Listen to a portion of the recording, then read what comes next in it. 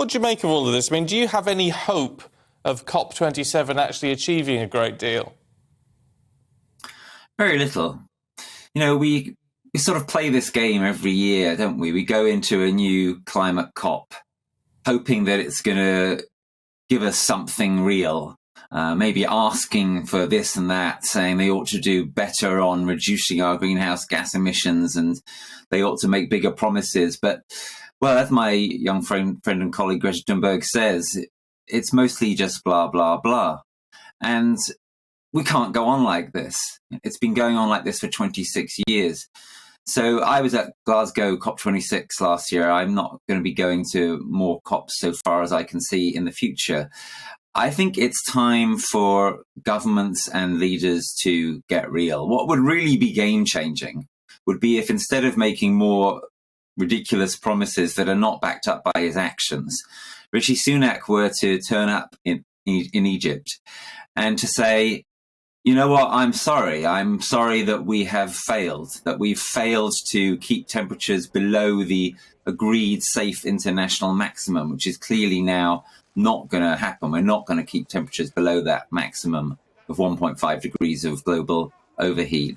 I'm sorry that we failed. And if we were to do this incredibly refreshing and rare thing of actually admitting that we're starting from a standpoint of a catastrophic failure, that governments have catastrophically failed to keep their citizens safe, and that we're now moving into a dangerous terra incognita, a hot new world, then that would be the way we might actually be able to start getting somewhere. Otherwise, until that kind of point is reached, until we unite against the climate failure that there has been so far, I just don't see these COPs as meaning anything very much at all.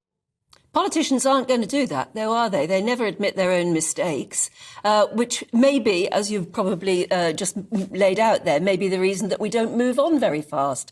And Greta Thunberg has said herself she's not going because she thinks it's greenwashing the whole issue. What does she mean by that? Does she mean that countries are just box-ticking? I think she means that. I think what she also means is that the corporate domination of this process has reached a troubling level, a very high number, for example, of fossil fuel lobbyists at these COP conferences. But, and, you know, I think the really crucial point is the first point that you made there, that politicians just don't do this. They just don't do the thing that I'm asking them to do. Or if they do it, it's vanishingly rare. But you know what? What people are really longing for at this moment in history is authenticity and truthfulness from their politicians to counter the kind of standard way that politicians behave. And when, on very rare occasions, you do get a politician who starts to cut through the norms and to be truthful, well, then you start to have a situation where the population can trust them. And that's, again, what people desperately want. They want to be able to trust their leaders. They want to be able to trust their media. They want to be able to trust commentators.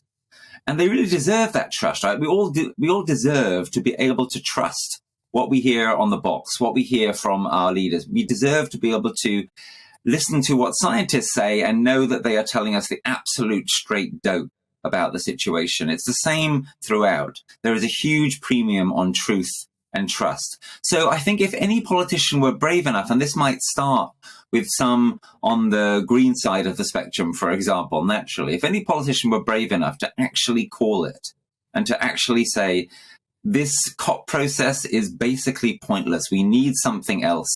We need citizens to understand how at risk they are, and from the ground up to put pressure on politicians and everyone else to tell the truth relentlessly. If that were to happen, then that really would be an extraordinary game-changing moment. And I think the politicians that initiated that, if they dare to do so, would get enormous credit.